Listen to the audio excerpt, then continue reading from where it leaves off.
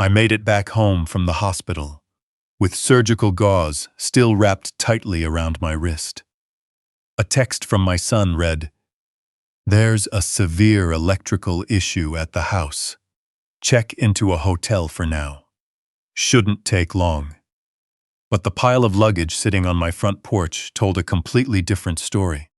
2 hours later, I learned he was relaxing by the pool at a luxury resort with his wife and mother-in-law. He spent weeks planning all of this. So, I made 3 phone calls. 5 days later, when they returned home filled with laughter, the front door did open. Just not for them. Welcome to sweet, quiet revenge. Thank you so much for joining me today. Which city or country are you watching from? Let me know in the comments below. Also, please keep in mind that this story contains fictional elements for entertainment and educational purposes only. Any resemblance to real people or events is purely coincidental, but the message inside is vital. The message inside. At 6:43 a.m., the Uber dropped me off at the corner of Meadow Lane. I tipped the driver generously because, during the entire 40-minute ride from Greenwich Hospital, he didn't try to make small talk even once. That kind of quiet consideration was a relief. I am 68 years old. My right hand was bound in heavy surgical gauze running from the base of my palm down past my elbow. The discharge nurse had wrapped it with a stern, purposeful focus, clearly used to patients tearing off her hard work the moment they stepped out the door. My orthopedic doctor, a cautious young man named Dr. Reeves, told me the wrist joint procedure had gone entirely according to plan.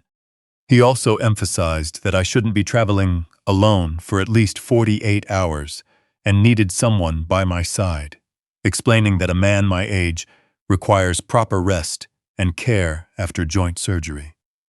I thanked him, signed the discharge papers, and called an Uber myself. Bradley hadn't come to the hospital. He didn't show up on the day of the procedure. He didn't visit during the 2 days I spent in the recovery room, and he wasn't there this morning when I left. He sent only a single text on the first night. "Hope it went well, Dad.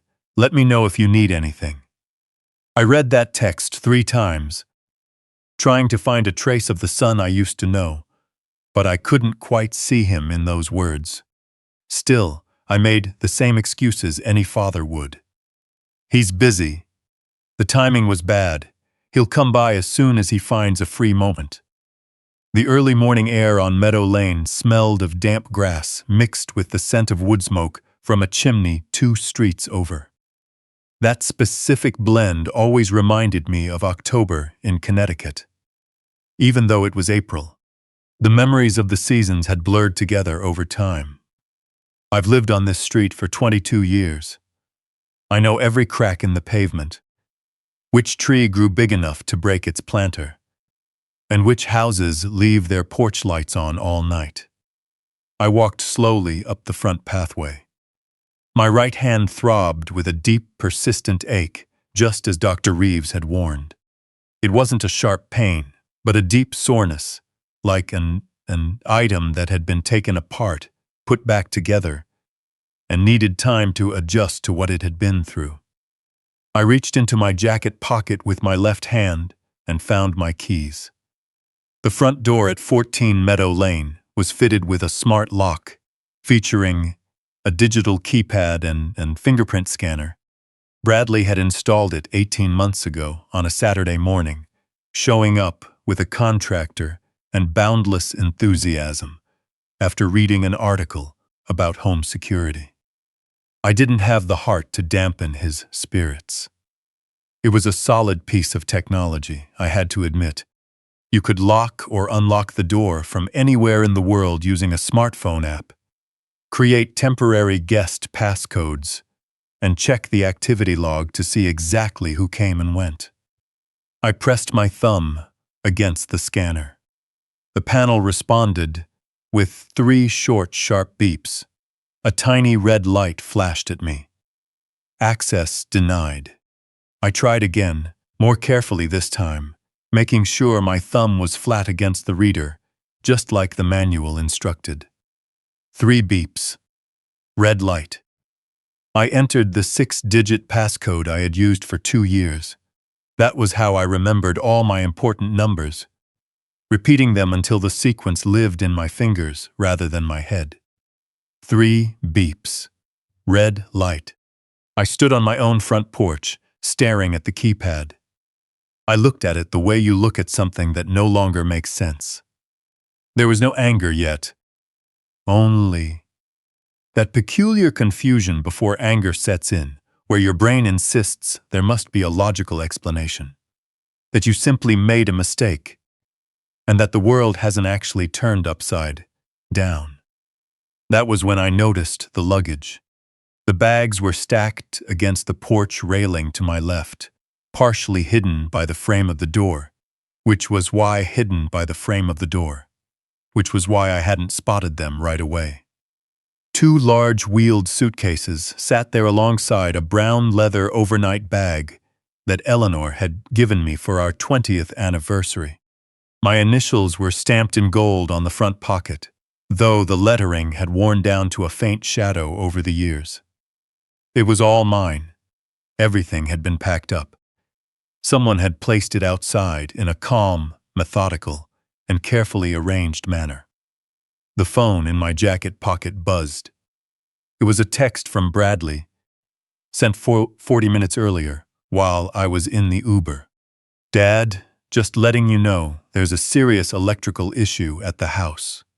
A faulty wire needs immediate repair. The contractor said it isn't safe for anyone to stay inside while they work. It should only take a few days.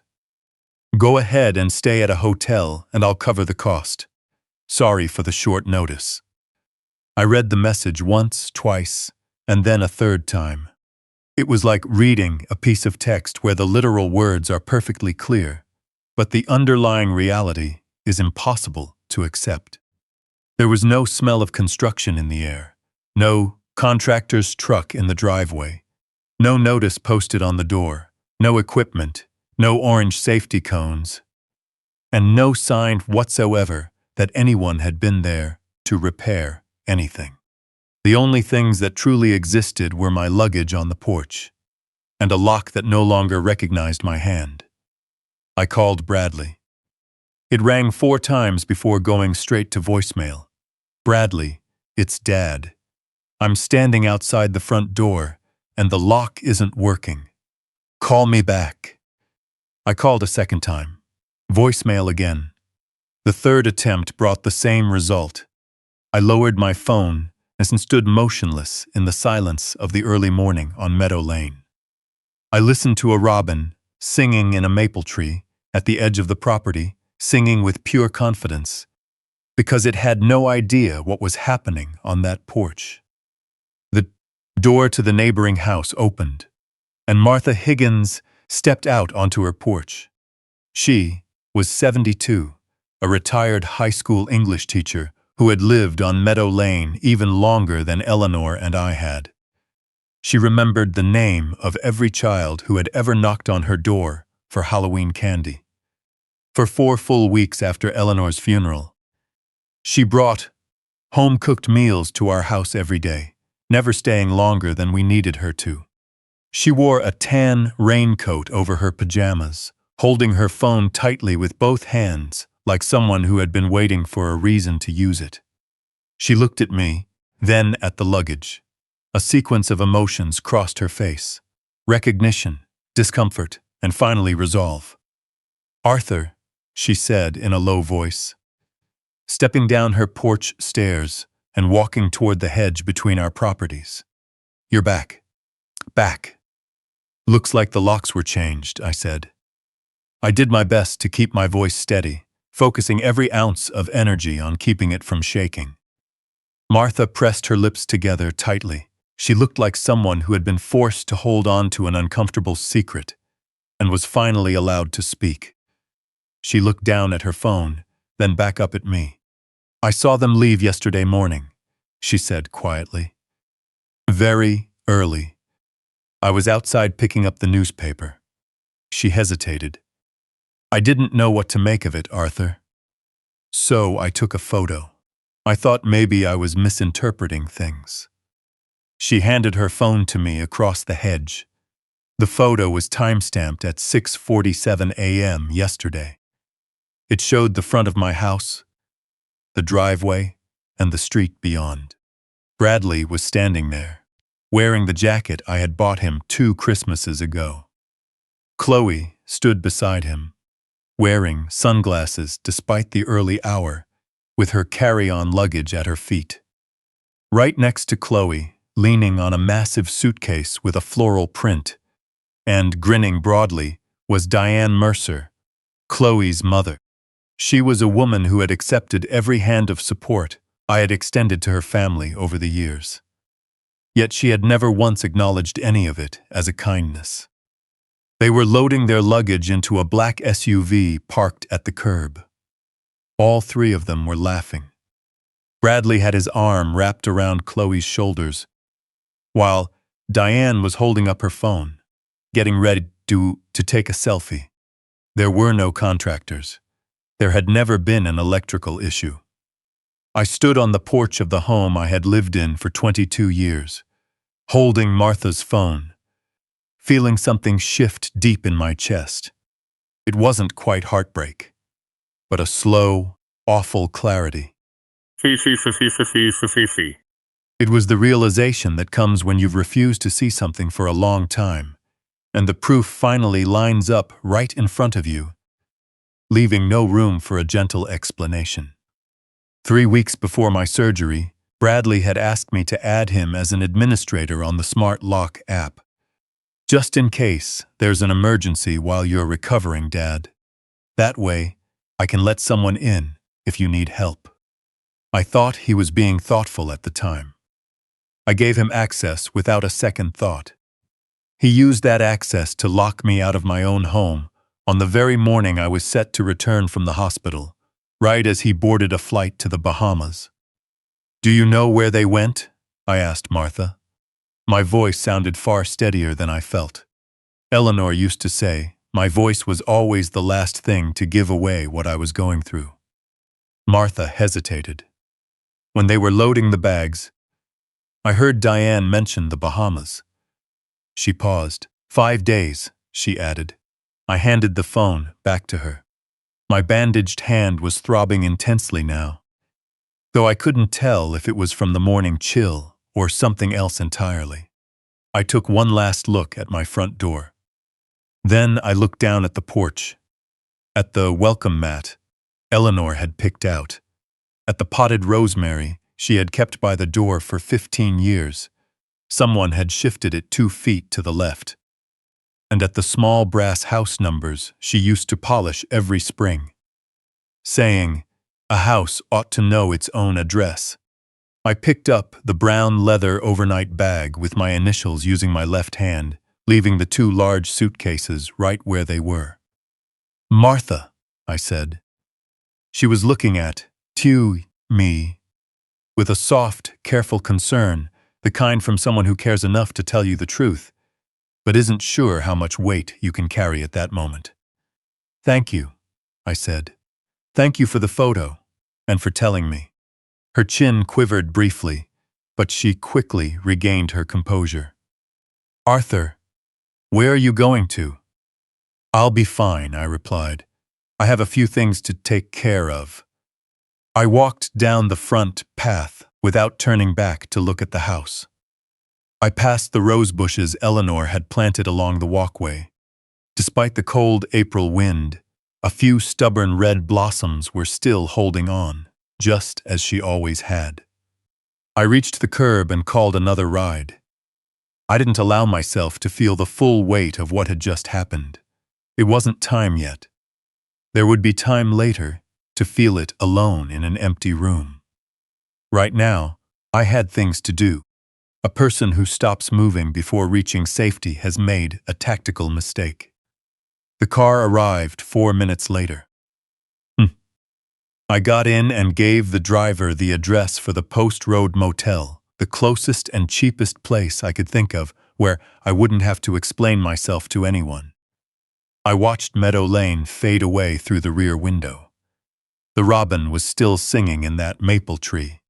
I was 68 years old, sitting in the back of a stranger's car, with one hand wrapped in bandages and an overnight bag by my feet, leaving the home I had owned for 22 years because my son had changed the locks while I was in surgery. I reached into my jacket pocket with my left hand and felt the familiar weight of the small wooden box I always carried with me. Hold on a little longer, Eleanor, I thought to myself. I'm going to need you tonight. Looking at Martha's photo on my phone a second time felt even worse than the first. The first time, your brain is still trying to negotiate, looking for alternative explanations, searching for a version of events that doesn't mean what it clearly seems to mean. The second time, the negotiation is over. You're just looking at the plain truth. At 6:47 a.m. yesterday, I was still in the operating room. As they loaded their luggage into that black SUV, the anesthesia hadn't even worn off yet. I was lying in a hospital bed with a surgical drain attached to my wrist, while my son stood in my driveway, smiling into his mother-in-law's camera. "How long have you had this photo?" I asked Martha. She pulled her cardigan tighter across her chest. The morning was cold, and her breath formed soft white clouds in the air between us. "Since yesterday morning," she said. I kept thinking I must have misunderstood, that there had to be a reason. She pressed her lips together. "But this morning, I saw your name on the surgery schedule.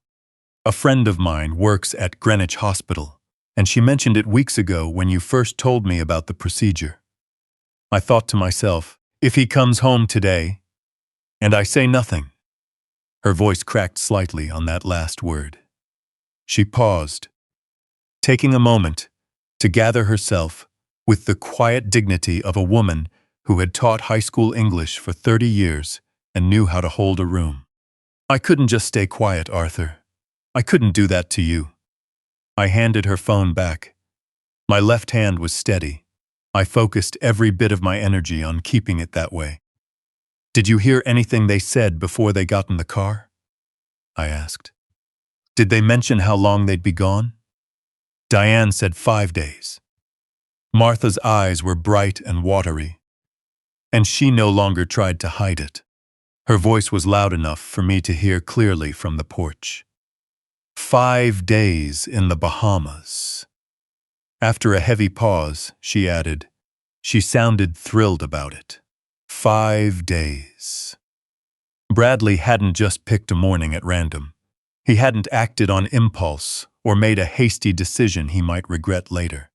He had looked at the calendar, identified the exact day I was scheduled to be discharged. A moment when I would be weak, disoriented, and reliant on others, and selected that precise morning to carry it out. He had coordinated with Chloe. He had coordinated with Diane. He had used his phone to change the lock passcode remotely, likely while on his way to the airport, and then boarded a plane to the Bahamas, ordered a drink, and waited for takeoff. 3 weeks before my surgery, he had asked to be added as an administrator on the Smart Lock app, framing it as an act of care and foresight. Sitting across from him at the kitchen table, I remembered thinking, my son is so thoughtful. My son is looking out for me. I opened the app and granted him full administrative access to my home, while he nodded and thanked me, perhaps enjoying the quiet satisfaction of knowing his plan was coming together. "Martha," I said. "Yes?" "Was there any construction equipment? Any contractor trucks? Or anything that looked like electrical work?" She shook her head, her chin quivering once more. "Nothing at all," she said softly. "Arthur, there was nothing." I nodded. I had already known the answer before asking the question, but I needed to hear it out loud. Knowing something in your heart is very different from having a witness confirm it. Before this was over, I was going to need witnesses. I took one final look at Eleanor's rose bushes. In the chilly April wind, 3 red flowers bloomed stubbornly along the front walkway. They were just like her, asking for nothing from anyone. Simply blooming because that was what they were meant to do. Under different circumstances, I might have knocked on every neighbor's door, made endless phone calls, demanded answers, and refused to leave my own porch until someone gave in. I understood that impulse. The anger in my chest was strong enough to sustain that fight for hours. But early in our marriage, during a disagreement over something I can no longer recall, Eleanor had said something to me that stuck.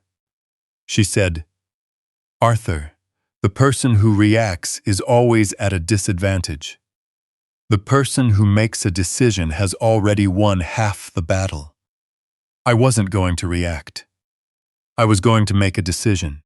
"Martha," I said, lifting the brown leather overnight bag with my left hand while keeping my bandaged right arm carefully tucked against my side. "I'm going to need a favor from you, not today, but in a few days. I'll explain everything when the time comes." She stood up straighter, immediately, wiping her eyes with the back of her hand in a swift, sharp motion that showed she was done crying and ready to help. "Anything," she said. "Just say the word." "Thank you," I said, meaning every word. "If you have a moment, please water those roses for me. The red ones along the walkway. They need water before the weather turns." A complex mix of emotions crossed her face: grief, affection, and the specific pain of watching someone you care about walk straight into a difficult situation with their head held high. She reached out and placed her hand on my arm briefly and firmly, the way people do when words are no longer enough. But staying present still matters. I took a step back and called a ride. As I waited by the curb, with my overnight bag at my feet and my bandaged hand throbbing in the cold April air, I did something I hadn't done since Eleanor spent her final night in the hospital. I made a list. It wasn't a list of complaints or grievances. It wasn't a tally of all the dinners, tuition payments, and quiet support I had provided over the years, all of which now felt meaningless. A list like that would take energy I couldn't afford to waste. This was a different kind of list.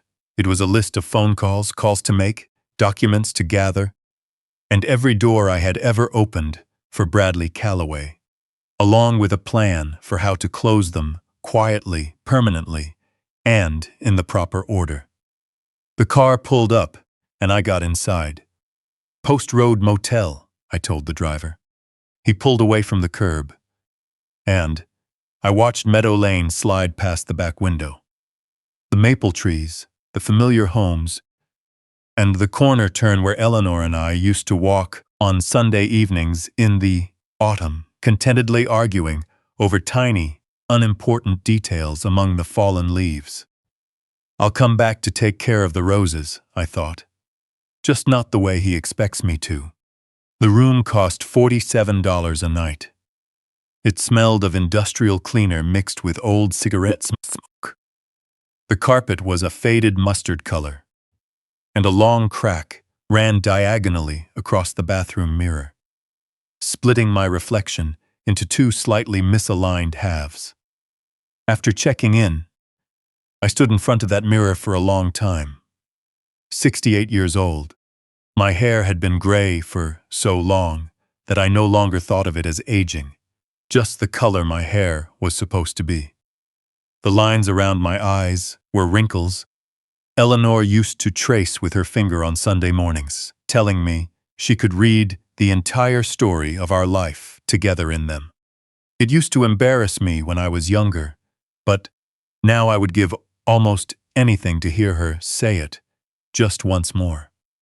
The bandage on my right hand was loosening slightly at the edge. I had bumped it against the door frame on my way in, so I used my left thumb to press it carefully back into place, sealing the edge just as Dr. Reeves had shown me. Nend, 68 years old, standing in a $47 motel room on a Monday night in April, locked out of the house I had owned for 22 years. I sat down on the edge of the bed, the mattress groaning under my weight. I set the overnight bag down beside me and stared at it for a moment.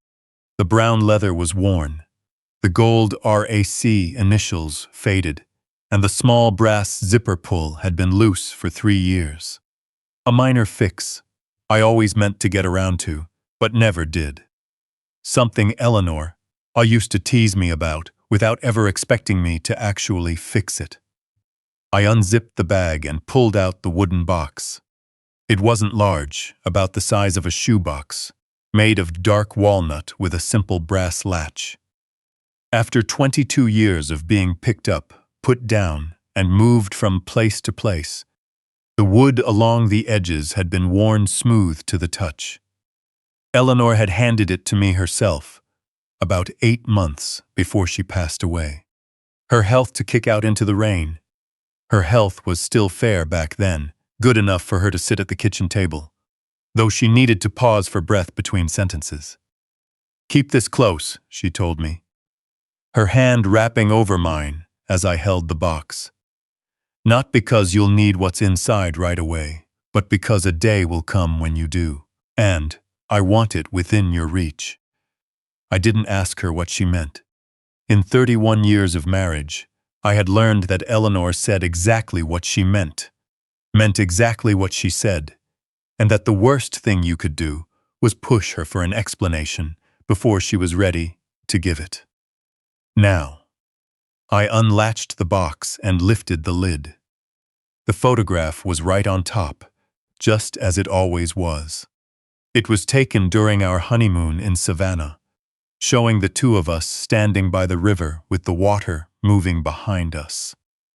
Eleanor was laughing at something I had said, her hair cut short, her arm tucked securely into mine. I was only 37 in that photo, so completely certain I knew how my life was going to unfold. Beneath the photograph were the small pearl earrings she had worn on our wedding day, wrapped inside a square of pine green velvet. Next was a folded note written by Mrs. Patricia Donnelly, Bradley's 8th grade teacher. Bradley is a student of exceptional promise and potential. He approaches every challenge with genuine curiosity and a real desire to do right by those around him. I had kept that note for 20 years. Reading it tonight brought a sharp ache to my chest that was entirely different from grief. It was a more complex pain, the specific sting that comes when something that was once genuine turns into a completely different kind of evidence. At the very bottom, beneath everything else, lay a sealed white envelope. On the front, Eleanor had written my name in her distinct, careful, and deliberate cursive. She always used that handwriting for important matters, pressing the pen firmly into the paper as if trying to leave a permanent mark. For Arthur, to be opened only when the day comes. My hands weren't entirely steady as I broke the seal. The bandage on my right hand made the movement awkward, forcing me to pry open the flap with my left thumb, which took longer than usual. Those extra few seconds gave me far too much time to ponder what I was about to read. The letter was 3 pages long, written on the light blue stationery Eleanor had always favored. It was fine paper, thicker than standard sheets, because she used to say that buying cheap paper was a false economy, and she saw no point in writing important things on something that wouldn't last. In the opening paragraph, she explained that she had written the letter 2 years before her passing, shortly after she began noticing small changes in Bradley that quietly troubled her. It started with minor things. The secrecy, the way he spoke about the house during family dinners, as though it already belonged to him, saying things like, "Once I take over the mortgage, or when we finally move into the neighborhood. He had begun mentioning their savings in conversations with Chloe, speaking just loudly enough for Eleanor to overhear referring to it as what will have once everything settles. Once, when he thought no one was watching, he looked at the pearl earrings in Eleanor's jewelry box. It wasn't with affection, but with the same calculating expression Eleanor had recognized since his childhood. Back then, when he was small, he would shake his crisp presents, trying to guess what was inside before he was allowed to open them. "I am not writing this to condemn him," Eleanor had written. "He is our son, and I love him unconditionally. But I am writing this because I know you, Arthur. I know that even when the evidence no longer supports it, you will choose to believe the absolute best in him. You will forgive him 3 times over before one of the few yourself see the truth. That is one of the finest qualities in you. But if you let it go unchecked, it will be the very thing that breaks you." I had to stop reading. My eyes burned, and my throat tightened with a heavy, suffocating weight, like a sound trying to force its way out, with nowhere to go. I pressed the heel of my left hand against my mouth, breathing slowly and deliberately through my nose until the feeling subsided enough for me to keep going. The motel heater clicked on, making the exact sound the front desk clerk had warned me about, like someone politely clearing their throat before settling into a low, steady hum. "You sat across from me every morning," I thought, looking at Eleanor's handwriting on the page. "You made coffee, you read your books, and you never let me see how worried you were. You carried all of this alone for 2 full years just so I wouldn't have to face it before I was ready." Outside the motel window, Post Road was quiet now, save for a few passing headlights and the distant rumble of a truck downshifting on the highway overpass 2 blocks away. Ordinary sounds. The sounds of an indifferent world moving right along, completely unconcerned with what was unfolding inside room 8 of the Post Road motel. I brought my focus back to the letter and turned to the second page.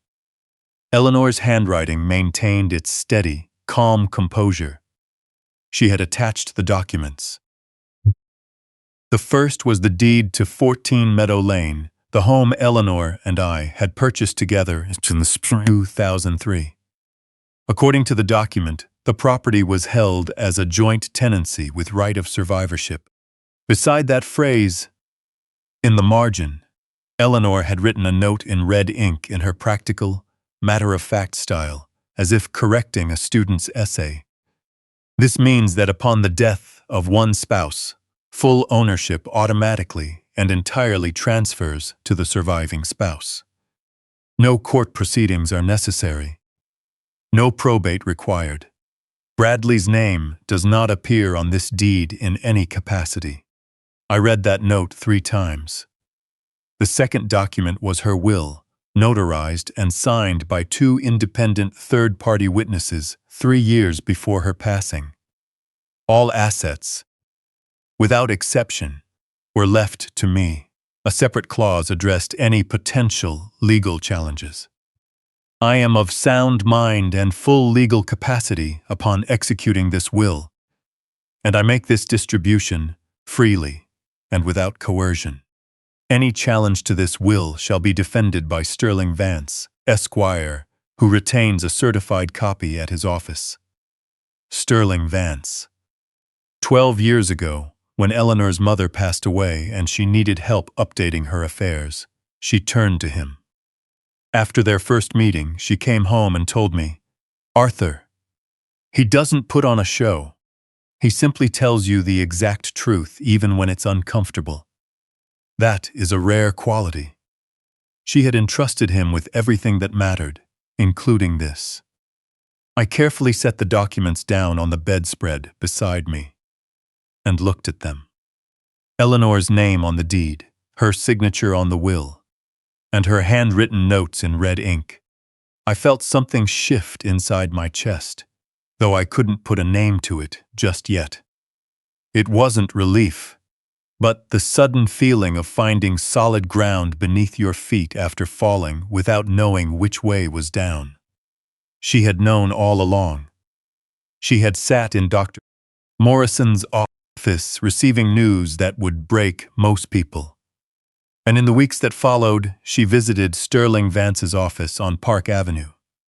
With the precise, calm foresight of a woman determined to protect the person she loved, even after she was gone, she arranged every last detail. And she had never breathed a word of it to me. I reached back into the wooden box. My fingers brushed against something I hadn't noticed during all the years I carried it. Lying flat at the very bottom, beneath the legal papers, was a small notebook with a faded blue cover, its spine slightly cracked from frequent use. I opened it. On the first page, written in the familiar blue ink she used for grocery lists, birthday cards, and the notes she left on the kitchen counter when she went to sleep before me, was a heading: Sourdough bread for lonely mornings. Below it was a complete recipe, written out in full. Along the margins, notes had been added over the years in different colored inks. Minor tweaks, reminders, and gentle words of encouragement meant for whoever would one day read it alone.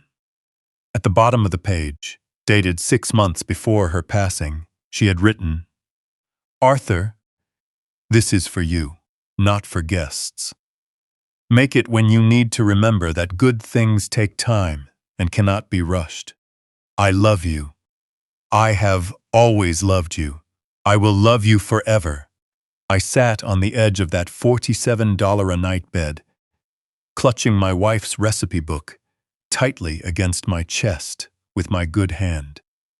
For the first time since standing on my own porch, looking at a lock that no longer recognized me, I allowed myself to feel the full weight of it all. Not quietly and without any pretense of dignity. It was a deep, ancient grief, long overdue and finally breaking through. When the tears finally stopped, I felt drained, yet somehow more grounded. Like a field after a heavy rain, emptied of what it had carried for too long, and better for it. I looked at the phone on the nightstand. It was past 11 o'clock. I picked it up and dialed the number I had never needed to call before. It rang twice. "Sterling," I said when he answered, my voice rough and worn at the edges. "This is Arthur Calloway. Eleanor left me everything I need, and I'm going to need your help." Sterling Vance was 61 years old, sharp and meticulous. The kind of man who had spent decades carefully measuring every word before speaking it. As a partner at a family law firm in Manhattan, with an office on the 41st floor of a Park Avenue building, he wouldn't normally answer a call at 11 o'clock at night unless he had good reason to expect it. He picked up on the second ring. "Arthur," he said, his voice carrying the calm tone of a man who had been expecting this conversation for a very long time. I told him everything. Sitting on the edge of that $47 bed with Eleanor's recipe book resting on my lap, I started from the very beginning. The smart lock, the luggage, Martha's photograph, Bradley's text, the wooden box, the letter, the deed, and the will. Sterling didn't interrupt or offer empty affirmations, just to show he was listening. He simply absorbed the details, like a surgeon listening to a patient describe their symptoms, gathering facts, evaluating them, and holding his response until the full picture was clear. When I finished, there was a pause of exactly 3 seconds on the line. 3 years ago, Eleanor brought her updated documents to my office, he said. She asked me to keep certified copies in our vault. She told me, and I am quoting her directly, that she hoped I would never need to use them, but if the time came, she wanted everything ready. A brief pause followed. She was a remarkable woman, Arthur. Yes, I said. She truly was. Sterling moved swiftly, as good attorneys do when the facts are clear and the path forward is unmistakable. He confirmed everything Eleanor had written in her letter. Under Connecticut law, the Meadow Lane property was held in joint tenancy, with right of survivorship, meaning that upon Eleanor's passing, full legal title automatically and entirely transferred to me. No court proceedings, no probate, no opportunity for contestation. Bradley's name had never been on that deed. He held no ownership interest, no legal claim, and no standing whatsoever to challenge a sale of the property. What about the will? I asked. It is notarized, witnessed by 2 independent third parties and filed in my office, Sterling said. It is airtight. He can try to challenge it, but he won't succeed. Eleanor left no loose ends. She never did, I replied. I want to sell the house, I added. My voice was far steadier saying those words than I expected, proving that at some point between the Uber ride and that motel room, I had already made up my mind long before consciously admitting it. Sterling explained that Conrad Hawthorne, a 55-year-old real estate investor based in Westport, Connecticut, specialized in acquiring residential properties quickly through cash transactions. He had already reviewed the preliminary documents Sterling had sent over the previous evening and was prepared to offer $2.1 million, closing the deal through escrow within 48 hours. Last spring, the house had been appraised at $2.4 million. But as Sterling pointed out, the speed and certainty of a cash transaction carried significant value that wouldn't show up on any standard appraisal report. Tell him yes, I said. Sterling made a sound that was the closest he ever came to expressing satisfaction. There's one more thing, he said. Before we transfer ownership to Mr. Hawthorne, I strongly advise that we compile a formal inventory of all personal belongings you intend to remove from the property, documented, signed, and timestamped prior to closing. This will protect you from any future claims that you removed marital assets without authorization. Handle it, I told him. Also, Arthur, I intend to file for a restraining order listing Conrad Hawthorne as the protected party. That order will be served simultaneously with the signing of the closing documents. He paused to let me ask questions, and I did. Once Mr. Hawthorne becomes the legal owner of the property, any attempt by Bradley or his family to enter the premises, harass Mr. Hawthorne, or interfere with his ownership constitutes a direct violation of that order. Once approved by the court, it becomes a legally enforceable document. Violating it isn't a civil matter. It's a criminal one. That gives law enforcement the authority to arrest the offending party on the spot, without needing a separate warrant. The moment Bradley shows up and tries to cause trouble, the police will have clear authorization to act.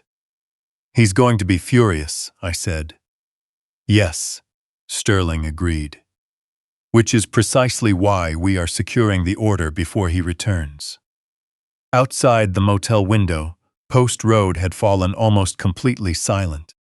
Only a single set of headlights passed by slowly before the street settled back into darkness.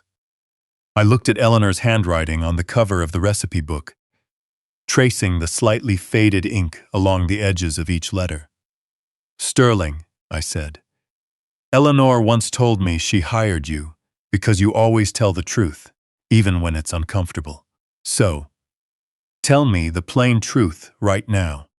A pause followed. The law is entirely on your side, he said. Bradley has zero legal claim to that property. None at all. What he did, locking you out of your own home on the very morning you were discharged from the hospital. Might say a great deal about his character, but it creates no legal rights out of thin air. That is the truth, I said. That is the truth, he confirmed. I ended the call and sat in the quiet of room 8 for a moment, holding Eleanor's recipe book in my good hand. The heater clicked and hummed. Further down the hallway, a door opened and closed. 2 hours, I thought. Tomorrow morning, I only need 2 hours. I gave myself 2 hours. That was the timeline I set between hanging up with Sterling and lying down on that mustard-colored bedspread, not really expecting to sleep. 2 hours were enough to close every financial door I had ever opened for Bradley Calloway. It felt both far too long and nowhere near enough. But it was all the time I had before heading to Sterling's office in the morning, and I have always believed that a man who cannot operate within his limits simply doesn't understand them, yet. At 9 a.m., when the Bank of America branch on Greenwich Avenue opened its doors, I was already there. The crisp, morning air made my bandaged hand feel tight. The wooden box rested inside my overnight bag, and Eleanor's recipe book was tucked into my jacket pocket, because I had decided the night before that I wouldn't leave either of them anywhere without me. The branch manager was a neatly groomed young man named Kevin Marshall. He carried himself with a cautious professionalism, clearly trained to deliver unwanted news without causing a scene. I told him I needed to immediately remove Bradley Calloway as an authorized user from my personal checking account and revoke all associated secondary access privileges. Kevin asked for my ID, typed on his keyboard for a moment, and then looked up at me. His neutral demeanor faltered slightly, revealing a hint of emotion he couldn't quite mask. Mr. Calloway, I just want to confirm this. Once we remove the authorized user and close the secondary access, any cards issued under those privileges will be declined immediately. Ongoing transactions, recurring charges, everything will stop. I understand, I said. Are you certain you want to proceed? I looked him straight in the eye across the counter. I am entirely certain. It took 11 minutes. I had maintained accounts at this branch for 19 years, yet revoking everything I had set up for Bradley when he was 22. Young, starting out, and in need of what I thought was a safety net. Took just 11 minutes. I had viewed it as a safety net, but I realized now that he had come to see it as something far more permanent. Kevin printed out the confirmation and slid it across the counter, then paused with his hand still resting on the paper. He looked at me, his expression softening into something less professional and more human. Mr. Calloway, he said quietly, there's one more thing I think you should see. He typed on his keyboard again, turned the monitor slightly toward me, and pointed a line in the account history. 3 months ago, Bradley had been added as a joint owner on my savings account. Not merely as an authorized user, but as a co-owner, which carried vastly different legal weight. A joint owner possessed full legal access to all funds in the account with unlimited withdrawal rights, and under standard banking policy, could not be removed without their own consent. Except, Kevin said carefully, the signature on the authorization form doesn't match your signature on file with us. Someone had submitted a form with my name on it. The signature was close. Close enough that a casual clerk might not have flagged it. But Kevin had pulled up my original application card from 19 years ago to compare them, and once you knew what to look for, the discrepancy was undeniable. I need to flag this internally, Kevin said, his voice dropping as he realized the severity of what he was looking at. This appears to be an unauthorized account modification. That is a serious matter, Mr. Calloway. It could involve criminal liability. He printed a second document containing the signature comparison, the modification records, and the timestamps, then placed it alongside the first confirmation inside a folder. "Keep this," he said simply, handing the folder over. He did it not as a bank employee following protocol, but as a person choosing to do the right thing. I thanked him, truly grateful for his vigilance. After leaving the bank, I drove 2 blocks north to the Chase branch and called their customer service line from the parking lot. It was faster than going inside. Bradley held a supplementary credit card under my Chase account. 4 years ago, when he told me his business was going through a tough quarter and needed temporary backing, I had added him.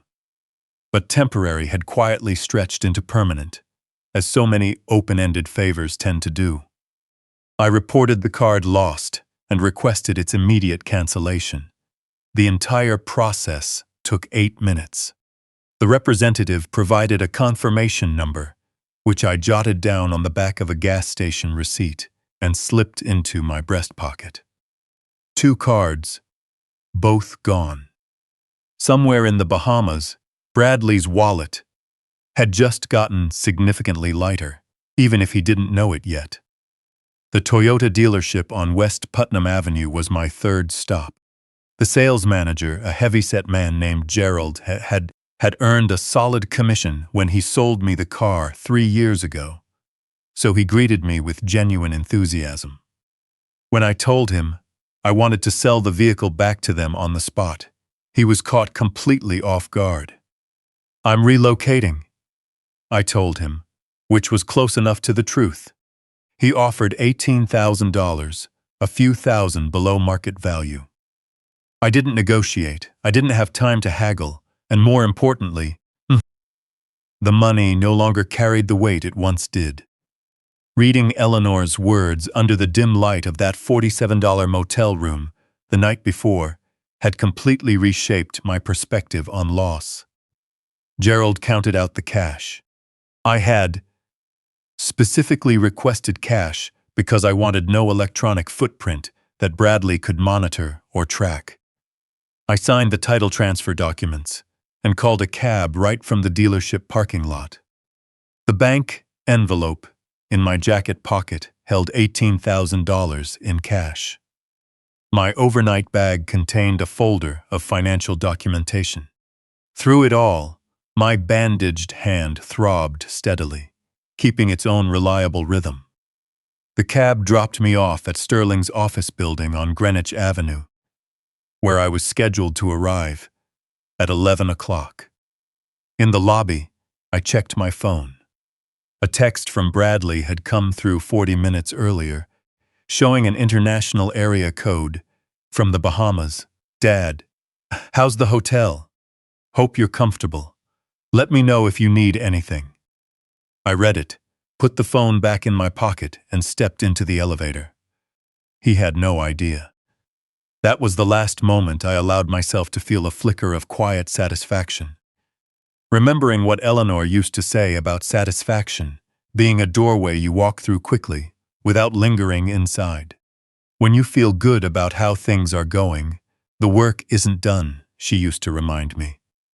The work is only done when it's finished. The elevator doors opened on the 4th floor. Sterling was waiting in the hallway, alongside Conrad Hawthorne.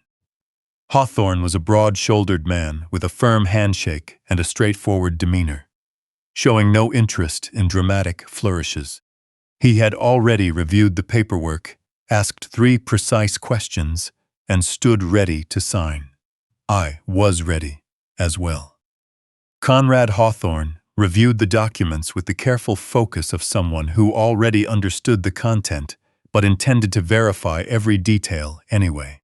Unhurried and composed, his calloused hands reflected a career that had begun with manual labor long before he ever started writing checks. He asked 3 specific questions: the date of the property survey, the outcome of last spring's roof inspection, and whether the appliances were included in the sale. Sterling answered each question without consulting his notes, and Conrad gave a brief, decisive nod after every response, filing the information away. Then he uncapped his pen and signed where Sterling indicated. I signed as well. The application for the restraining order had already been filed with the Greenwich Superior Court that morning, naming Conrad Hawthorne as the protected party against any harassment or trespassing by Bradley James Calloway or any members of his family. Sterling laid his pen down and looked at me across the Maghani's deck. As of this moment, he said, the property at 14 Meadow Lane in Greenwich, Connecticut, belongs to Mr. Conrad Hawthorne. I looked at my signature on the closing documents, sitting right beside Eleanor's name on the deed. It was the last time I would ever see them together on a legal document. A complex emotion surged in my chest. Not quite relief and not entirely grief, but a heavy realization that a door I would never open again had finally closed for good. Conrad stood up, shook my hand, and then shook Sterling's. Gathering his copy of the documents under his arm, he headed for the exit, reaching for his phone before he even cleared the doorway. He was a man with other properties and other obligations, and this transaction was simply one among many. There was a sobering clarity to it all. The house on Meadow Lane, which had been the center of my life for 22 years, was now just an address on a piece of paper to a man who had never eaten breakfast in its kitchen or watched the leaves fall from its backyard maples. Sterling slid another envelope across the desk. A small, sealed white envelope with my name written on the front in Eleanor's handwriting.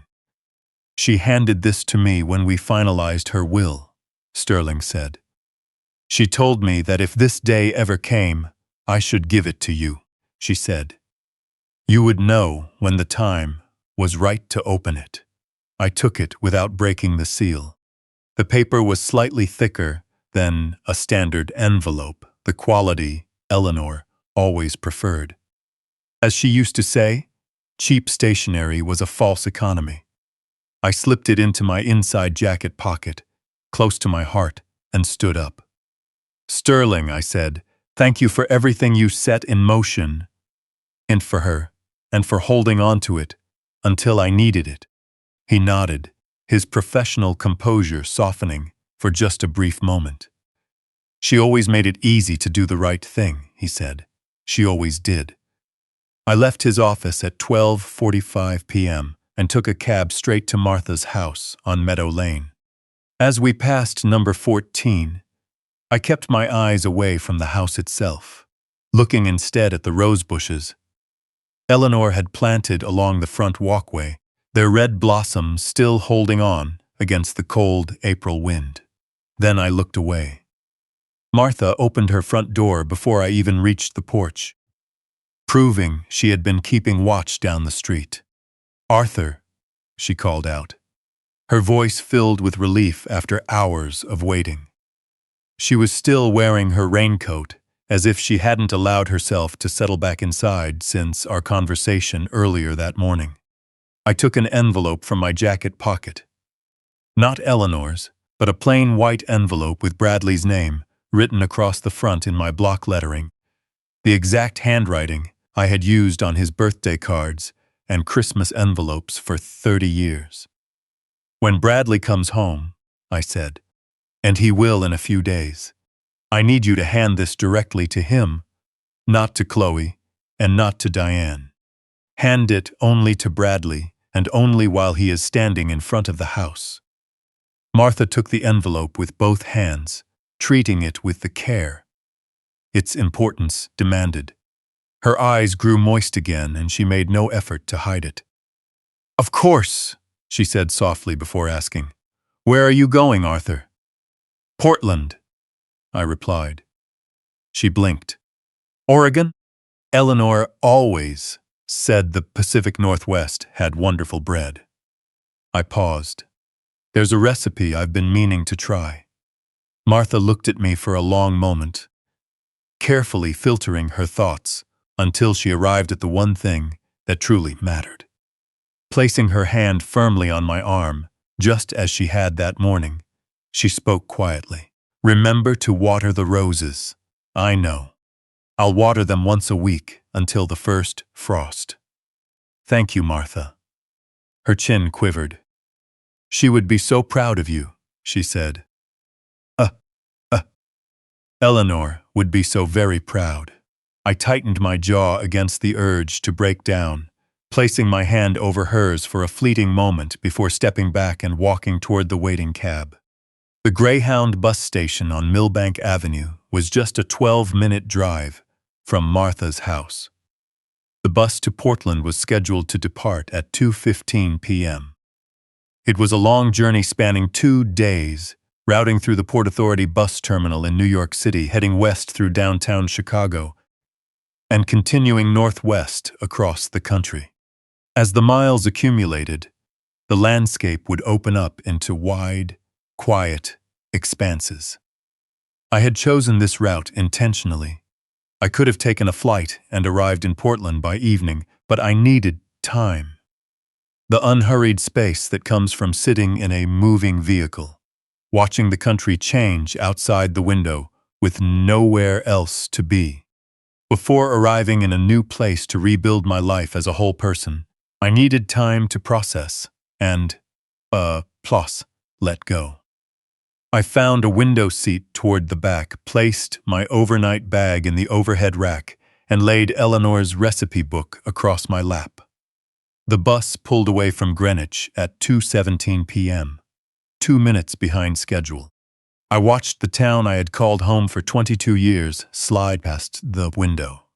Post Road, the library on West Putnam Avenue, and the turn heading north toward the hospital, where I had spent 3 days with a surgical drain in my wrist, while my son finalized his travel plans. I opened Eleanor's recipe book to the first page, "Sourdough bread for lonely mornings," reading her words at the bottom. "This is for you, not for guests." I felt the full distance of the road ahead settle deep within my chest. It wasn't a weight, but a sense of direction.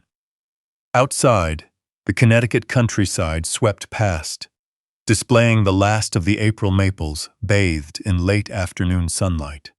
That was the familiar life I left behind on Tuesday at 2:17 p.m., carrying a 17 p.m., carrying a single bag, a recipe book, and a sealed envelope in my pocket that I wasn't quite ready to open.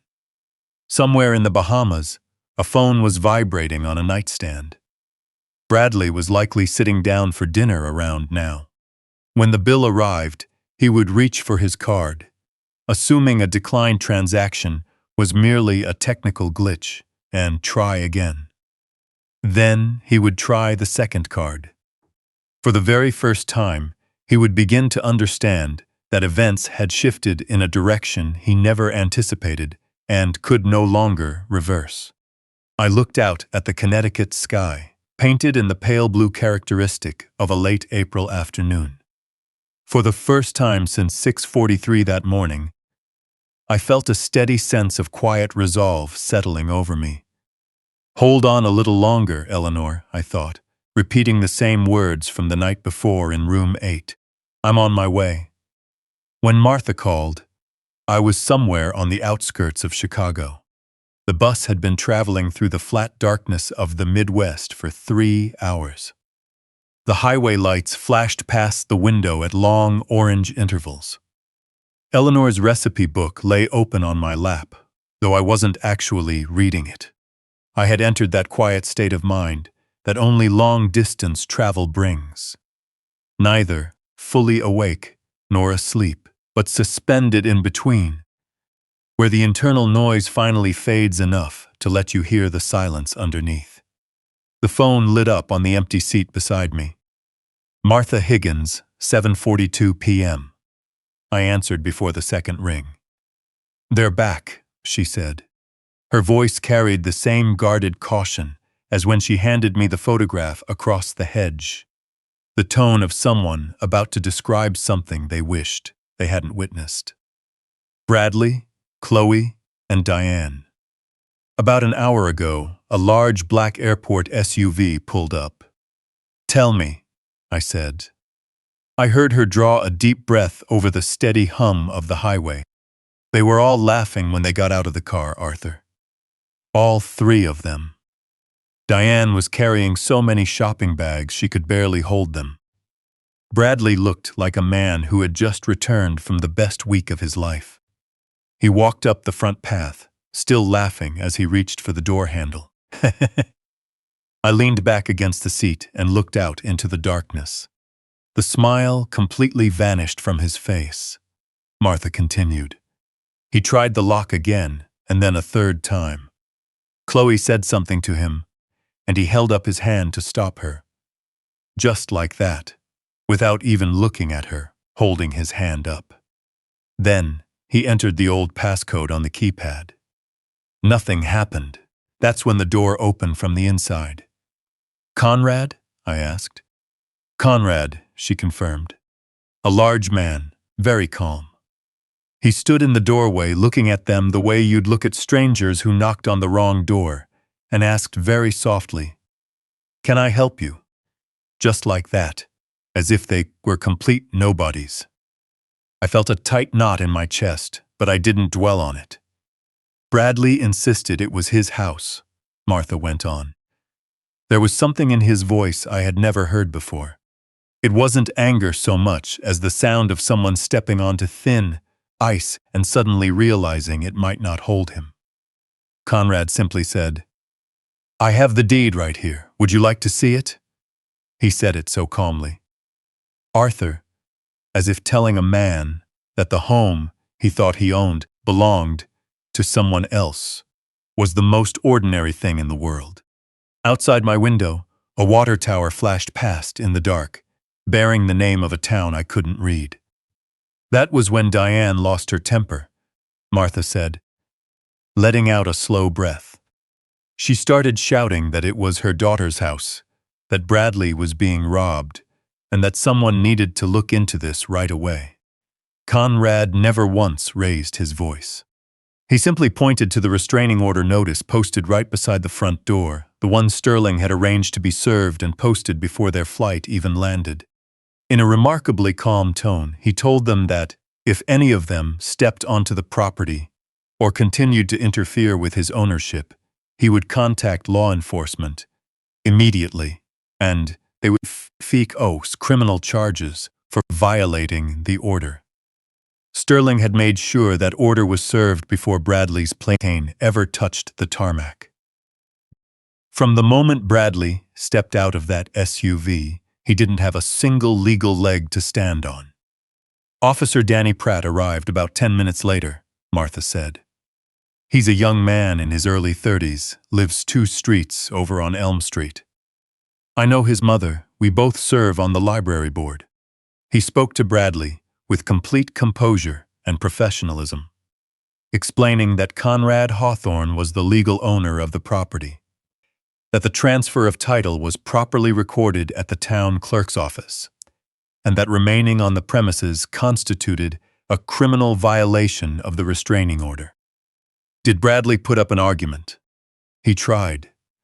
Martha let out a sound that wasn't quite a laugh. He insisted there had to be a mistake, claiming he had rights as a family member and demanding an investigation. Officer Pratt calmly told him that family relationships do not create property rights, and that if he believed fraud had taken place, he was welcome to retain an attorney, but for now, he needed to step back beyond the property line. I closed my eyes for a moment. Outside the bus window, a highway overpass cast a fleeting shadow across the interior. And then his phone rang, Martha continued. He looked down at the screen, and his face completely collapsed, Arthur. He went from arguing with Officer Pratt to standing entirely frozen, as if all the air had been drained right out of him. Chloe grabbed his arm, asking what was wrong. He spoke loudly enough for me to hear every word from where I stood. He said, "The bank, the collateral." And after that, he didn't say another word. The loan. $380,000 borrowed against the house to finance his business. A house that no longer belonged to him. One that had never legally been his to begin with. That afternoon, the moment the deed transfer was recorded. At the Greenwich town clerk's office, the bank's collateral department immediately picked up on the fact that ownership of the property had transferred to Conrad Hawthorne. When property secured as collateral for a loan is transferred to a new owner without the lender's knowledge or consent, the bank holds the right to demand immediate repayment of the entire balance. That meant every single dollar of the remaining loan was now due instantly. Bradley's business assets were frozen pending resolution, his operating accounts rendered inaccessible, and everything he had built his business upon vanished into thin air on a Tuesday evening, right there on the sidewalk outside a house that no longer recognized his name.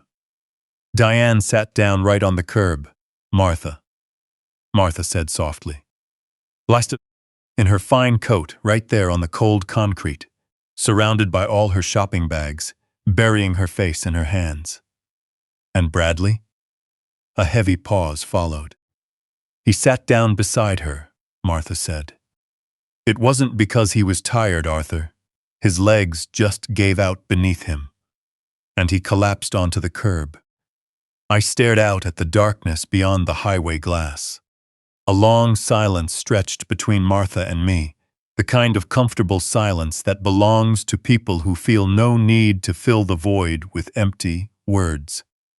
Martha, I said, I'm sorry you had to witness all of that. I'm fine, she replied instantly, though her voice wavered slightly as she cleared her throat to keep from breaking down. After the officer finished speaking with him, I handed him your envelope. He read it right there on the sidewalk. Chloe tried to look over his shoulder, but he turned away to block her view, his chin trembling uncontrollable. He kept his lips pressed tightly together, but his chin just wouldn't stop shaking. I know, I said. Everything in that letter was simply the truth.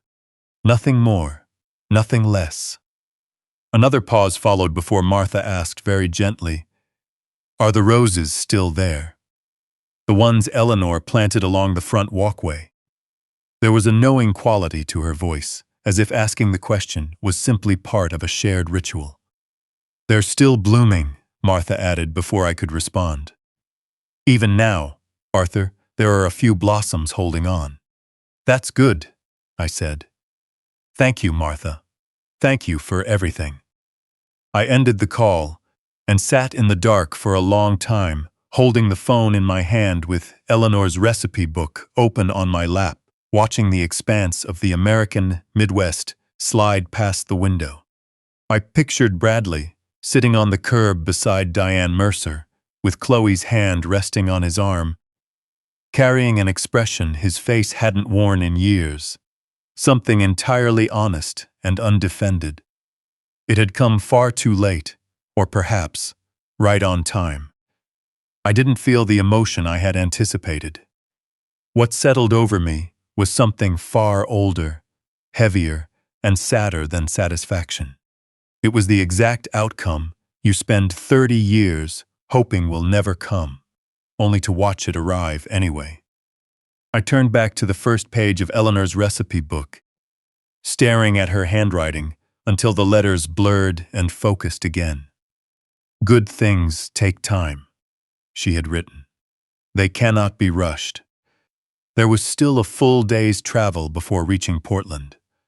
I had time. The light in Portland during early May possessed a quality Connecticut could never quite match. Softer, more patient, filtering down through low-hanging clouds that seemed settled in for the long haul. It took 4 days in the city before I stopped noticing the difference, and by the second week, I began to find comfort in it. I rented a room above a hardware store on Northwest Hoyt Street for $47 a week. I chose the place partly for the price, but mostly because the number felt like a gentle nod from Eleanor. She always believed that meaningful coincidences announce themselves quietly to those who pay attention. The room small, smelling faintly of sawdust and motor oil from the shop below. Every morning, the owner, Pete, a man who wore the same green vest every day and never asked probing questions, would set a cup of coffee on a paper plate outside my door, complete with 2 packets of sugar and a plastic stirrer. I never asked him to do it. He just did. That was the kind of city Portland was. On the morning of my 5th day, holding an address on my phone as I walked down Northwest 23rd Avenue, a quiet certainty settled over me. I knew exactly how I was going to spend the time I had left. The space sat nestled between a wine bar and a dry cleaner. It was a ground-floor unit, formerly a flower shop, that had stood vacant for 4 months. It featured an exposed brick back wall, hardwood floors worn smooth in the center while remaining sturdy along the edges, and a small kitchen in the back with working gas lines. A simple for rent sign was taped to the front window. I stood on the sidewalk and studied it for a long while as the city moved past me, indifferent and alive. The property manager, Sandra Kowalski, arrived within the hour to meet me. She was a 49-year-old Polish-American woman with a direct, no-nonsense manner, the kind of person who understood that efficiency and warmth were not mutually exclusive. She unlocked the door and stepped aside to let me look around. I walked slowly through the space. 3 weeks had passed since my surgery, and the heavy bandages on my right hand had been replaced with a lighter wrapping. The deep ache had subsided into something manageable. The back kitchen carried a subtle scent of aged wood and fresh-cut flowers. Roses, I thought. The subtle detail brought a quiet shift to my chest. "I'll take it," I said. Sandra looked up from her clipboard. "You haven't even asked about the lease terms." "A 12-month lease with an option to renew," I replied. "First and last month's deposit up front. I'd like the keys by the weekend." She studied me for a moment, giving me the discerning look a woman gives when evaluating whether she's dealing with someone decisive or merely reckless. Whatever conclusion she reached, she jotted a quick note on her clipboard. Without looking up, she said, "I used to run a flower shop myself. In a different city, under different circumstances. Lost it in the divorce." She paused briefly. "When the weather turns, you can still catch the scent of flowers in this space every now and then." Looking up at me, she added, "Take good care of it." "I will," I promised. She handed me the keys. The following afternoon, while I was measuring the back wall to see if the oven specifications from Eleanor's recipe book would fit the kitchen layout, the front door opened. A man walked in, broad-shouldered, in his early 40s, with thick, calloused knuckles. He carried the unmistakable posture of someone who had spent his entire adult life working in commercial kitchens, bearing the permanent physical marks of the trade. He held a folded piece of paper in his hand. "I heard this place was taken," he said without preamble. "Hoping you might need help. I'm a baker." His name was Hector Ruiz, 44 years old, with 20 years of baking experience across the Pacific Northwest. He had most recently worked at an artisanal bakery on Southeast Division Street that had closed down after the owner retired. He brought solid credentials, 3 immediate references, and could recite his grandmother's pan dulce recipe entirely from memory. "What kind of bread are you planning to bake?" he asked, his eyes already drifting past me toward the kitchen with a calculating look, mapping out oven placements in his head. "Sourdough to start," I told him. "My wife's recipe." Something in my tone let him know not to press further about my wife, and he didn't. Instead, he looked at me with the steady gaze of a man who had worked alongside enough people to know which questions were useful and which ones were an unnecessary drain. "Sourdough is the most honest bread there is," he said. "It requires patience. You can't rush it, you can't argue with it, and you can't take shortcuts. You just show up every day, do the work, and eventually it gives you something worth sharing." They were almost the exact same words Eleanor had written on the first page of her recipe book. "You're hired," I said. "Bring your grandmother's pan dulce recipe tomorrow. We need to lay out the kitchen." Hector grinned, displaying the unguarded enthusiasm of someone who loved his craft and was eager for the chance to practice it again.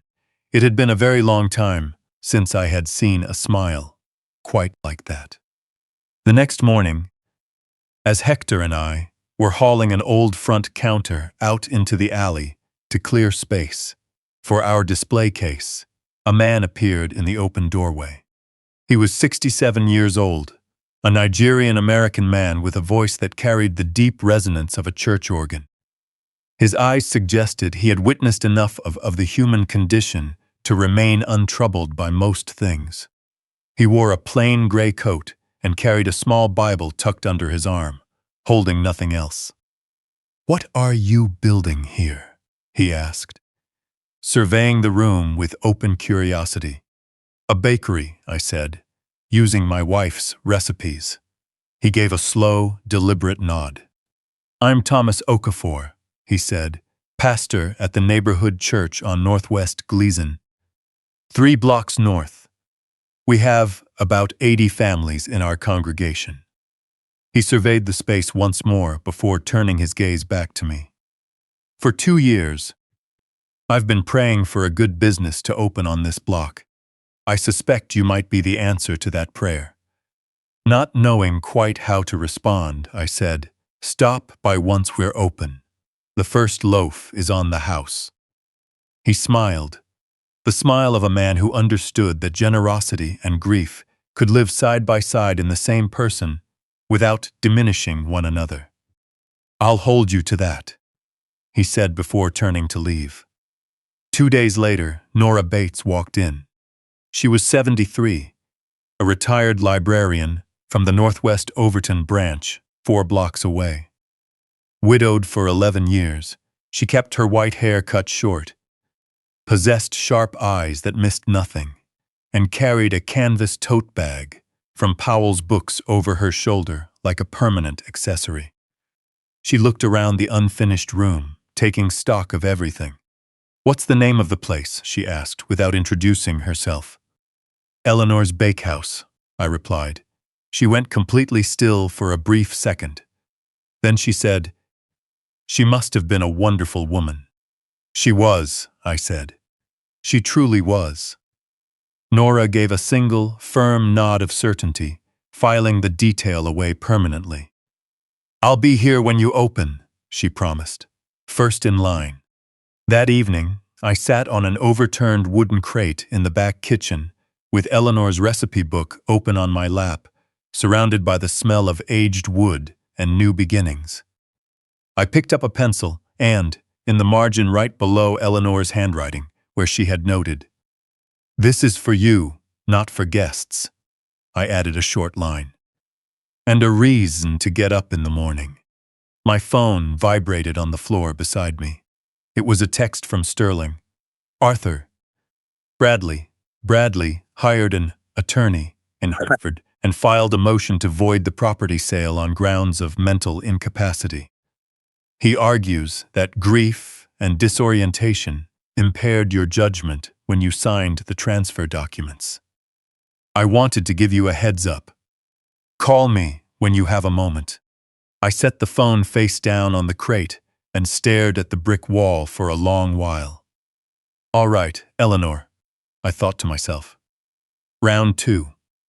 Sterling called on a Tuesday morning while I was down on my knees, sanding the base of the new front counter.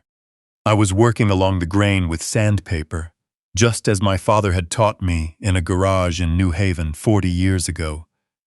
Working slowly and patiently, letting the tool do the work rather than forcing it.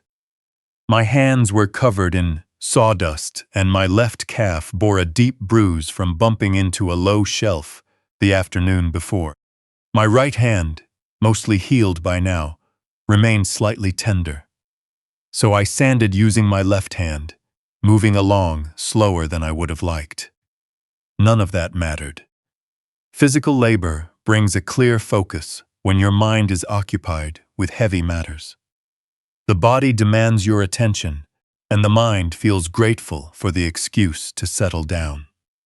I picked up the phone on the second ring. Bradley has filed a motion to declare the sale invalid on grounds of mental incapacity, Sterling said, without preamble, delivering the news with his signature directness. I received the paperwork from the Hartford court this morning. His attorney claims that grief and disorientation following Eleanor's passing, combined with the physical and emotional stress of your recent surgery, severely impaired your judgment to the point where you lacked the legal capacity to understand the nature and consequences of the transaction. When signing the transfer documents with Conrad Hawthorne, I sat back on my heels and set the sandpaper down. He's claiming grief made me incompetent. His attorney is making that argument, Sterling said carefully. It isn't a strong argument. Under Connecticut law, to void a contract on grounds of mental incapacity, the challenging party must prove that, at the exact moment of signing, the individual lacked the cognitive ability to comprehend the nature and consequences of their actions. Not merely that they were under stress, grieving, or acting quickly. You retained counsel, gathered documentation, negotiated terms, and executed a legitimate transaction. Within 48 hours. Every single action demonstrates a remarkably clear mind. However, he added, we cannot simply ignore the motion. We need to submit a formal, neuropsychological evaluation to the court as evidence of your capacity at the relevant time. Across the unfinished bakery, Hector was measuring the back wall to mount shelves, making a deliberate effort to pretend he wasn't listening. He wasn't entirely convincing, but I appreciated the gesture all the same. I know someone, I said. Dr. Patricia Owens ran a private clinical neuropsychology practice on Northwest Thurman Street, 7 blocks from the bakery. I had first met her 3 weeks earlier while she was out walking. She had peered through the papered-over windows of the shop and shouted loudly enough to penetrate the glass off lip. What's opening here? She was 52, with close-cropped silver hair and a direct, unhurried curiosity, carrying herself as though the neighborhood fell under her personal jurisdiction without feeling any need to hide it. At the time, I had opened the door to tell her it was going to be a bakery. She had replied, "Good. This street needs something that smells pleasant," and walked on. I called her from the back of the shop, while Hector thoughtfully hammered against the shelf brackets to give me privacy. "Dr. Owens," I said when she answered, "I need to consult you on a matter beyond casual sidewalk conversation." She listened without interrupting as I laid out the entire situation. The motion, Sterling's assessment, and what the court required. When I finished, she said, "Before we proceed, I want to be entirely clear about one thing. I will conduct this evaluation with complete professional objectivity. A neuropsychological assessment is not an advocacy document. If I uncover any findings during our sessions that raise clinical concerns regarding your cognitive function or capacity at the time in question, I will report them as fact, regardless of what outcome your case requires. I would expect nothing less, I told her. Very well, she said. I had a cancellation for Thursday morning. Come in at 9 o'clock. Bring any medical records from your primary care physician, and if you can have the surgical records from Greenwich Hospital transferred over, all the better. It will save us time. The evaluation spanned 2 weeks, consisting of 3 separate 2-hour sessions. Dr. Owens was thorough, methodical, and precise, knowing her findings would be scrutinized by individuals searching for any flaw to invalidate them, and she documented every detail accordingly. She walked me through the sequence of events on April 14th and 15th, asking what I understood, what decisions I made, and what my intentions were. She asked me to explain the legal structure of the property documents in my own words, and administered standardized cognitive assessments measuring memory under stress, executive function, processing speed, and judgment. During our final session, she folded her hands on her desk and looked at me with her characteristic direct, steady gaze. You were grieving, she noted pointedly. Anyone telling you otherwise is either misformed or dishonest. Losing a spouse of 31 years, combined with surgical recovery, and the situation you confronted upon returning home, that represents a massive stress load for anyone, regardless of age or resilience. She paused briefly before continuing. However, grief does not equate to legal incapacity unless it reaches a clinical severity that explicitly impairs a person's ability to understand the nature and consequences of their actions. On those 2 days, you knew precisely what you were doing. The evaluation findings are unequivocal on that point, and that is exactly what I will testify to, if required by the court. A knot of tension I hadn't realized I was holding in my chest finally loosened. Thank you, I said. Don't thank me, she replied with the sharp practicality I had come to expect from her. I'm telling you the truth. That's what you hired me for. Sterling submitted the formal response to the Hartford Superior Court. Over the following week, he filed Dr. Owens' full evaluation, Eleanor's notarized will, a detailed timeline of events from the evening of the 14th through the closing on the 15th, the banking report from Kevin Marshall documenting unauthorized account modifications, and a comprehensive statement outlining every decision I had made during those 48 hours, along with the reasoning behind it. The ruling came down on a Thursday afternoon, 3 weeks after the motion was filed. I was pulling the day's first batch of sourdough from the oven, filling the back kitchen with the aroma of Eleanor's recipe, a scent that still brought me to a quiet pause every morning when Sterling called. Denied with prejudice, Sterling said, his voice carrying a quiet, carefully controlled satisfaction. Judge Carol Whitfield. Her written ruling included the following language, which I quote directly. This motion appears to represent a bad faith effort to circumvent a lawful transaction executed by a fully competent individual. The court finds the challenge entirely without merit and orders the moving party to cover the respondent's legal fees. I stood by the oven holding a tray of sourdough, letting the news sink in. Denied with prejudice meant Bradley could not bring the same motion before the court ever again. The door he had attempted to force open had been locked securely from the inside, and Judge Whitfield had discarded the key. Ordering him to cover legal costs meant the attorney fees incurred for this maneuver would be added to his compounding financial troubles. Ever since Conrad Hawthorne opened that front door on Meadow Lane, Bradley had been losing ground continuously. How many more of these motions can he file? I asked. Technically, several, Sterling replied. In practical terms, however, his options are shrinking rapidly. Every failed motion costs him legal fees he can no longer easily afford. His business assets remain frozen, and his lines of credit are exhausted. He's running out of options, Arthur, and the ones he has left are becoming increasingly expensive. I set the tray of sourdough onto the cooling rack and looked through the pass-through window toward the front of the bakery. At the exposed brick, the display case, and the name Hector and I had painted on the glass door one Saturday morning 3 weeks ago. Eleanor's Bakehouse. Simple, honest lettering.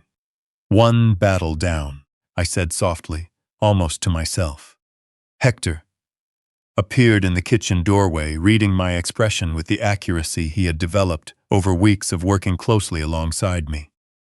"How many more to go?" he asked. I looked out through the small kitchen window at the Portland sky, a deep gray, the color of patience, belonging to a city that had learned to live comfortably within its conditions. "Enough to keep him busy," I replied, "but fewer than before." Hector let out a slow breath and offered a genuine smile that reached his eyes, making him look 20 years younger than his 44 years.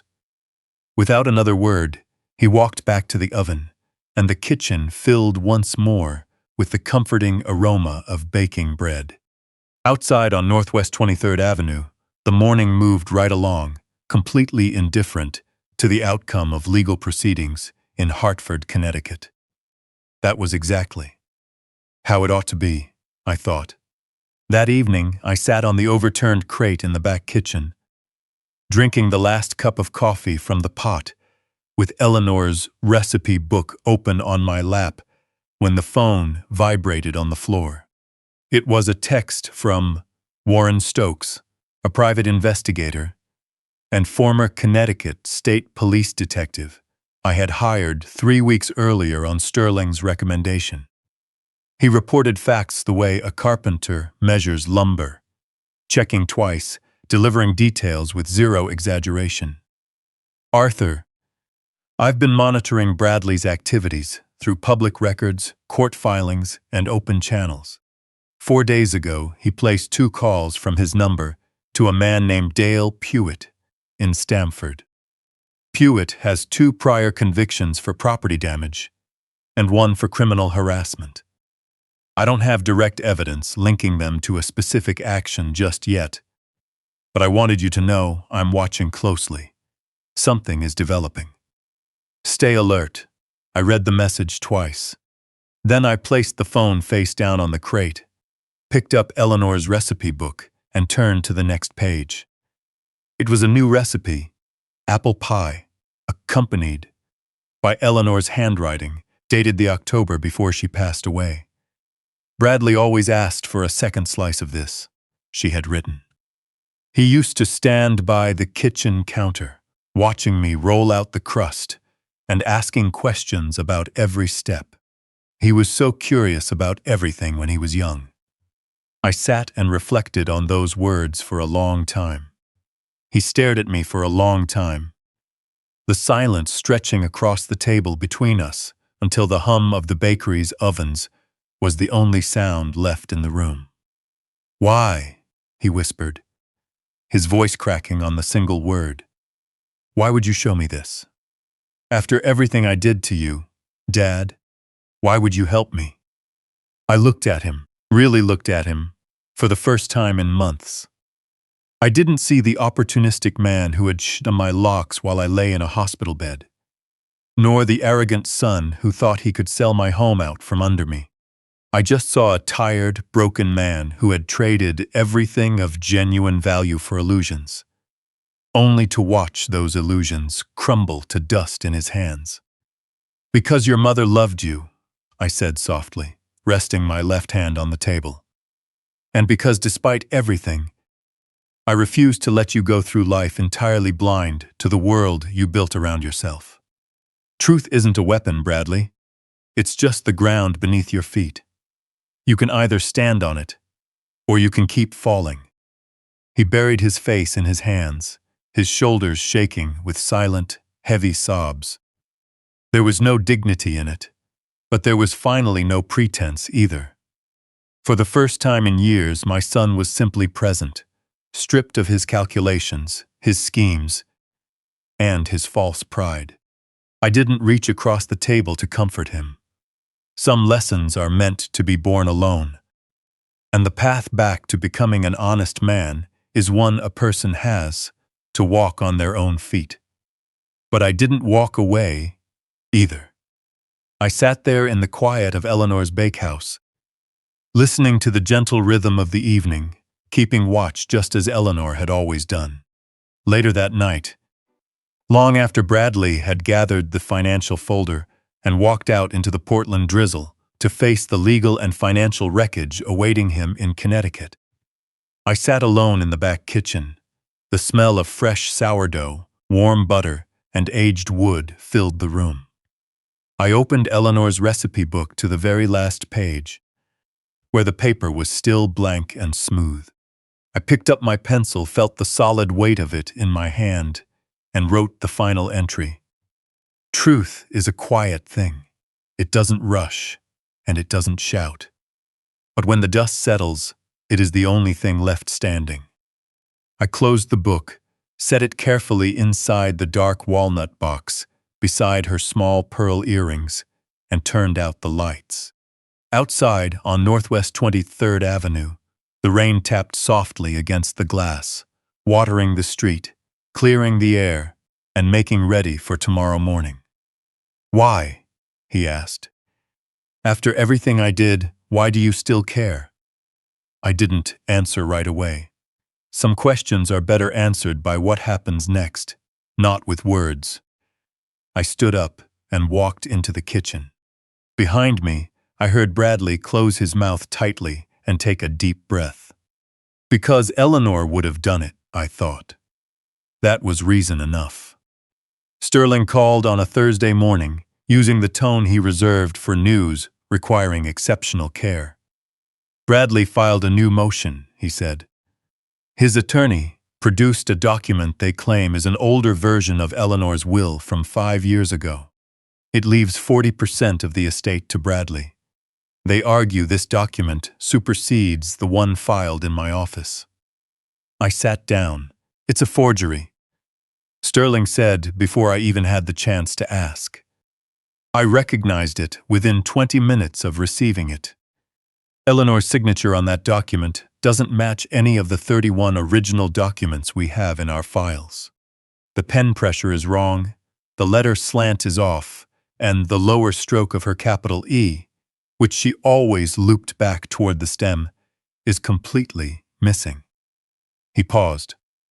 I hired an independent handwriting expert. She'll issue a formal report within 72 hours. The expert's report confirmed every single flaw Sterling had pointed out. Judge Carol Whitfield reviewed the findings during a brief hearing the following week.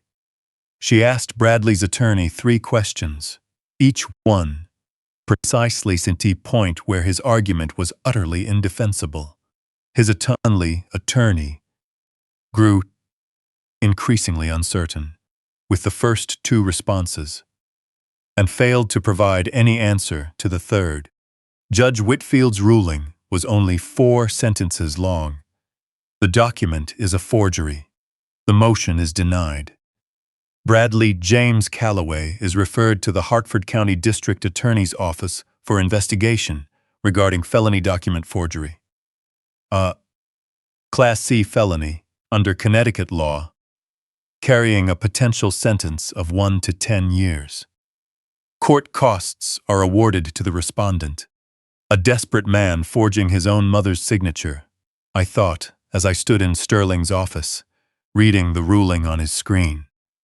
That told you everything about how far he had fallen. That very same week, Chloe withdrew $43,000 from their joint account, the maximum amount she could take before Bradley's attorney requested an account freeze, and left Connecticut. Warren confirmed she and Damien Rohrbach surfaced briefly on social media in Fort Lauderdale before going completely off the grid. Bradley was entirely on his own now. Every ally was gone, every financial door was closed, and a trial date in Portland was set. As I was locking up the bakery that night, Sterling called. "Arthur," he said. "We're ready." "So am I thought. Finally, so am I. The two cases proceeded simultaneously in two separate courts. The Multnomah County Circuit Court in Portland handled the harassment and criminal mischief charges under Oregon law, while the Hartford Superior Court, ELT Superior Court, dealt with the restraining order violation in Connecticut. Both courts delivered their rulings during the same gray week of November, 3,000 miles apart. In Oregon, the charges were criminal harassment, property damage with intent to intimidate, and filing a false police report. In Connecticut, it was contempt of the restraining order held by Conrad Hawthorne. The combined fines totaled $15,000, alongside 12 months of supervised probation in Oregon and single-count probation conditions in Connecticut. Reviewing Sterling's documentation, the Starbucks audio recording, the surveillance footage, Warren's investigative timeline, and Officer Pratt's testimony, the judges found the record undeniable. Bradley James Calloway was fined $15,000 and sentenced to 12 months of supervised probation. The forgery charges in Hartford remained pending as a separate matter, moving forward on the district attorney's timeline. Bradley stood at the defense table and accepted the judgment without saying a word.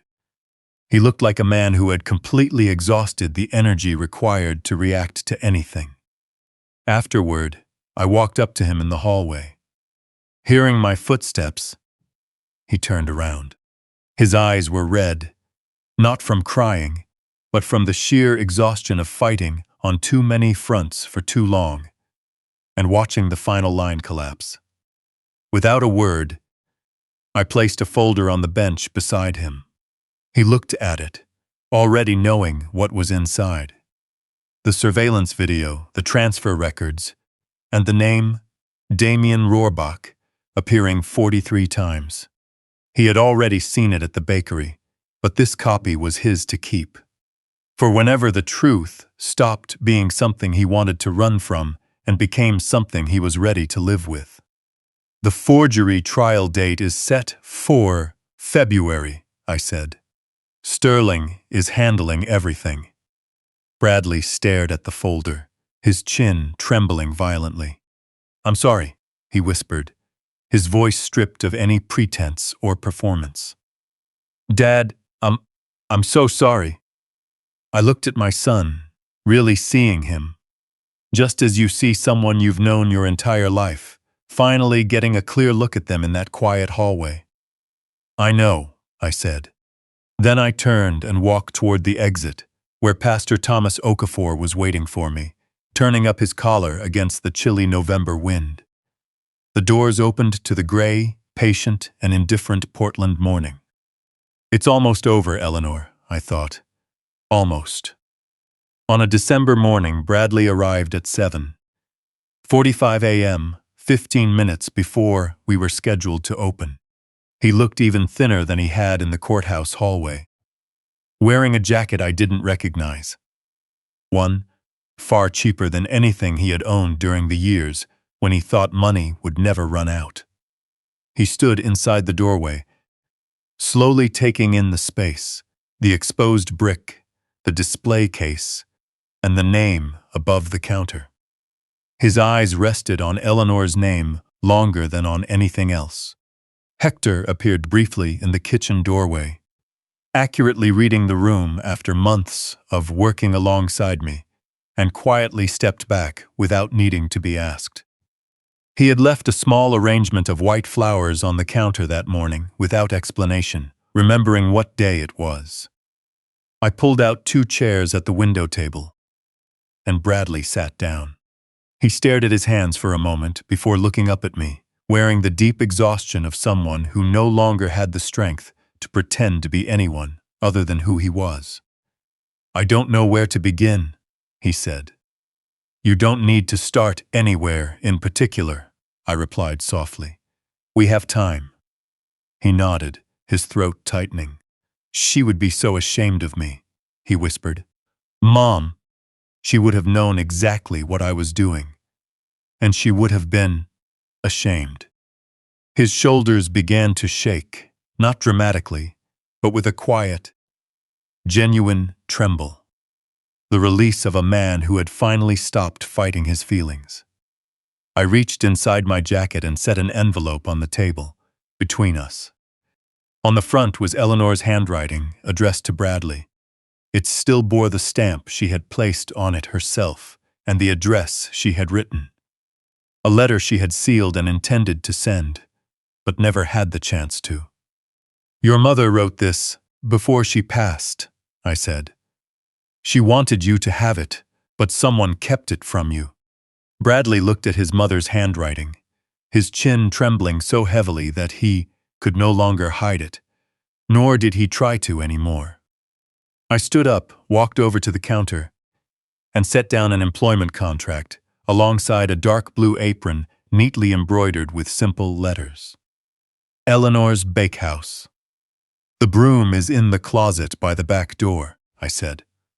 "Hector will show you where everything is." I stepped into the kitchen and let the door close behind me. A moment later, I heard the sound of a chair sliding back, footsteps, and the closet door opening. Then, the slow, steady rhythm of a broom moving across the floor of Eleanor's bakehouse filled the quiet. "It's done," I thought. "Eleanor, we're finally done. I am 68 years old, and for most of my life, I believed that love alone was enough to hold a family together. It isn't. If this journey toward justice taught me anything, it's this: protect what you've built while you still can. Not because the people you love will inevitably betray you, but because love without documentation is just a feeling, and feelings don't hold up in court. Don't make my mistake.